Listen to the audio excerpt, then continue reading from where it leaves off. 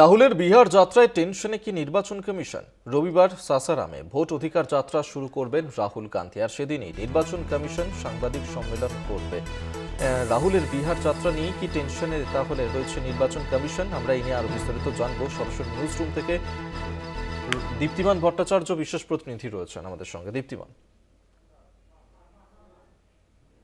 রাহুল গান্ধী শুরু করছেন তার আগে যদি আমরা দেখি যে কালকে একদিকে যখন দুটোর সময় এই সাসারাম, বিহারের সাসারাম থেকে ভোট অধিকার যাত্রা শুরু করছেন রাহুল গান্ধী, ঠিক তার 1 ঘন্টা পরেই কিন্তু নির্বাচন কমিশনের একটা প্রেস কনফারেন্স রয়েছে। সেটা নিয়েই কিন্তু সকলের নজর যে রাহুল গান্ধী আজ পর্যন্ত বেশ কয়েকটা জায়গায় এমন কিছু প্রশ্ন তুলে দিয়েছেন যেই প্রশ্নগুলো কিন্তু সরাসরি নির্বাচন কমিশনের দিকে ইঙ্গিত করা, এবং নির্বাচন কমিশনের যে পুরো ব্যবস্থা রয়েছে সেখানেই কিন্তু একটা প্রশ্নচিহ্ন তিনি তুলে দিয়েছেন।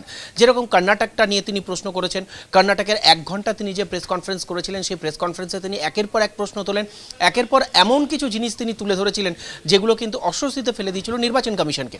পরবর্তীকালে আমরা দেখেছিলাম যে উত্তরপ্রদেশের বারাণসী নিয়েও প্রশ্ন তুলেছিল কংগ্রেস। একের পর এক প্রশ্নে কিন্তু তীর বিদ্ধ হয়েছে কিন্তু নির্বাচন কমিশন।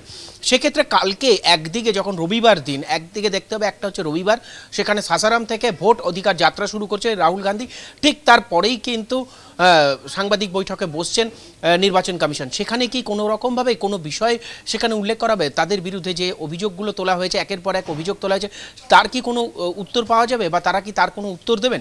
সেদিকেই কিন্তু সকলের নজর। ঠিক তার পাশাপাশি এর পরেই কিন্তু আবার রাহুল গান্ধীর সাংবাদিক বৈঠক রয়েছে, অর্থাৎ তারা কি বললেন সেটার কিন্তু বিনিময় কিন্তু রাহুল গান্ধীও কালকে আবার কোন বিধানসভা বা কোনো লোকসভা নিয়ে তিনি আবার কোনো বিস্ফোরক কিছু বলেন কিনা সেদিকেও সকলের নজর। অর্থাৎ কালকে বলা যেতে পারে যে এই 2 থেকে 4টে যে সময়টা রয়েছে এই সময়সীমায় কিন্তু একটা হ্যাপেনিংস রয়েছে, এবং নির্বাচন কমিশন রবিবার দিনই এরকম সাংবাদিক বৈঠক কেন ডাকলেন সেটা নিয়েও কিন্তু অনেকের মনে। তাহলে এখানে কি নির্বাচন কমিশন রাহুল গান্ধী যে আজ পর্যন্ত প্রশ্ন তুলে এসেছেন, তাদের দিকে যে আঙুল তুলেছেন, সেই নিয়েই কি কিছু বলবেন? এই বিষয়গুলোই নিয়েই কিন্তু সকলের নজর রয়েছে এবং সকলে কিন্তু সেদিকেই তাকিয়ে রয়েছে। ধন্যবাদ তোমাকে। সরাসরি দীপ্তিমান ভট্টাচার্য বিশেষ প্রতিনিধি নিউজ রুম থেকে।